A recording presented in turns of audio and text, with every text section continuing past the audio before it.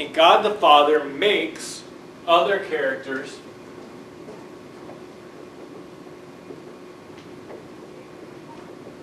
God makes the virginal spirit. Presumably God made this other god named Barbelo or Barbelo. It's unclear the relationship of all these different gods.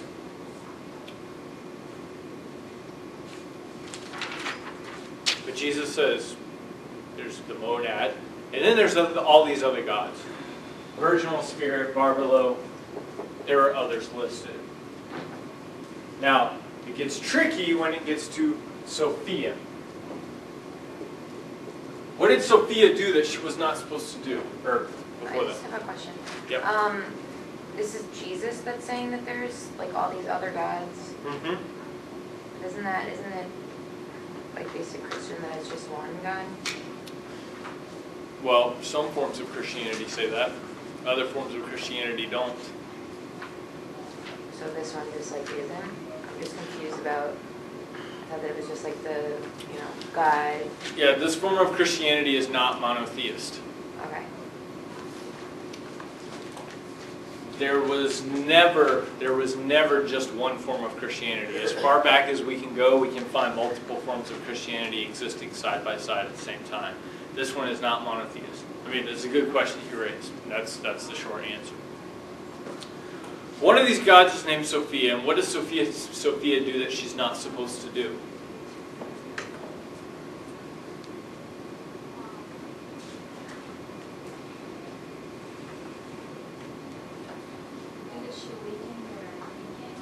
What's that?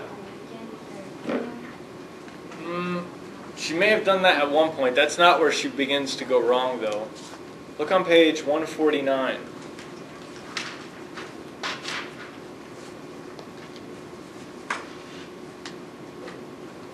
If you look on 149 on the right column about halfway down, and the Sophia of the Epinoia, being an eon, conceived a thought from herself and the conception of the invisible spirit and foreknowledge. She wanted to bring forth a likeness out of herself without the consent of the Spirit. He had not approved, and without her consort, and without his consideration. So, Sophia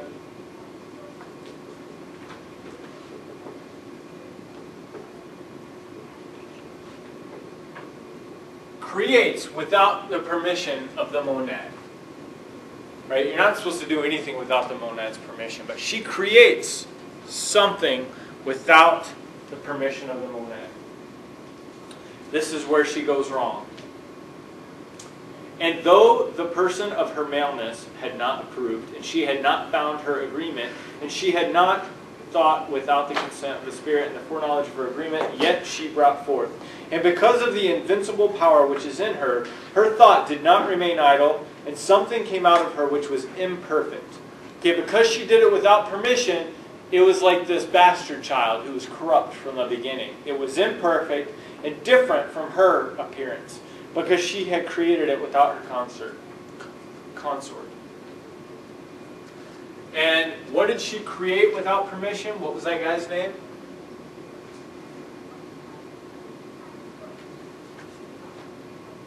Kristen, do you know? It's like a Y name, Yaltavloeth or whatever. Yep. Yaltabaoth. I don't know how to pronounce it for sure because I don't read ancient Greek, but I presume it's Yaltabaoth. Yaltabaoth is this bastard child of Sophia that she makes without the permission.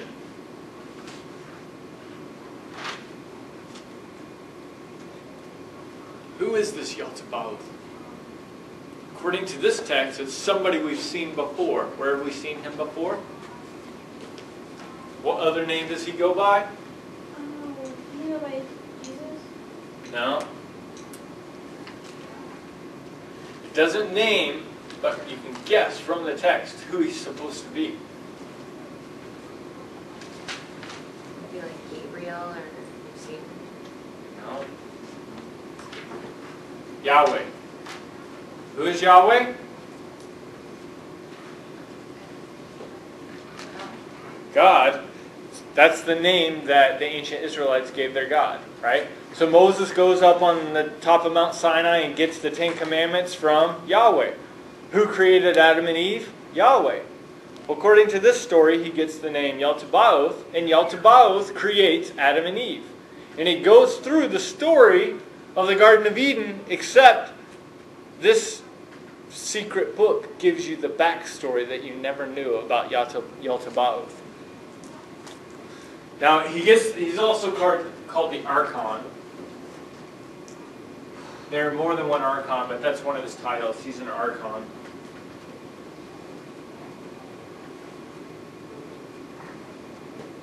If you look on page 150,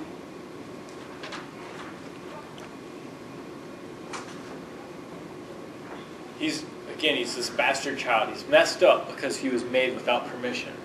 If you look about 3/4 of the way down, it says, now the Archon, who is weak, has 3 names. The first is Yaltabaoth, the second is Saklas, and the third is Samael.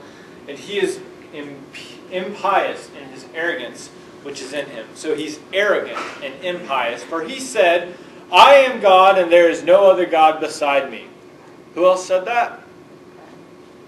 Yahweh, right? That's what Yahweh says in the Hebrew Scriptures. I am your Lord, and there is no other God beside me. This is how you know that Yaltabaoth and Yahweh are the same character. But here, it says that doing so is a sign of arrogance. For he is ignorant of his strength, the place from which he had come. So he starts creating stuff, and he creates Adam.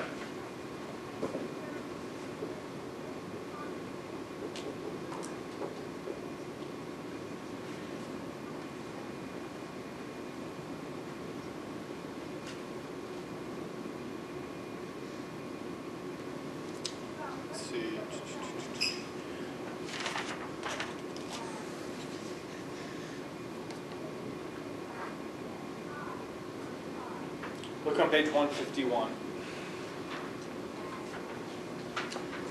If you look in the right column, about 1/3 of the way down, there's a number 15. I want to start right there at that number 15. And he said, he being Yaltabaoth, said to the authorities which attend him, come, let us create a man according to the image of God, and according to our likeness, that his image may become a light for us. This is practically a quote from the Hebrew Scriptures of the Old Testament. This is what Yahweh says. And they created by means of their respective powers in correspondence with the characteristics which were given. Blah, blah, blah. Let us call him Adam, that his name may become a power of light for us. And all the angels and demons worked until they had constructed a natural body, and their product was completely inactive and motionless for a long time.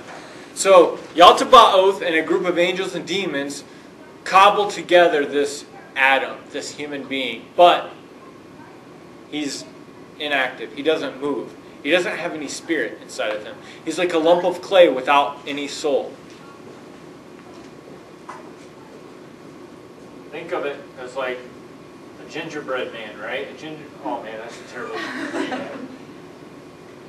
He's a gingerbread man. He can't move unless he has a light put in him, right? There's the light. And who's the original source of the light? The monad is the original source of the light, though the monad has passed it along to others. This gingerbread man, this Adam, is inactive until he gets a source of light put in him.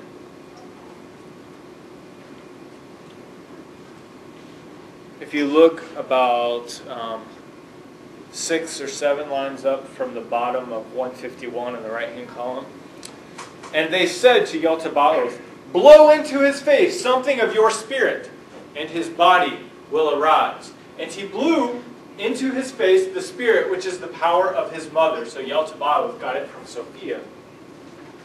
He did not know this, for he exists in ignorance. So Yaltabaoth is too dumb to understand what he's doing, but he does it.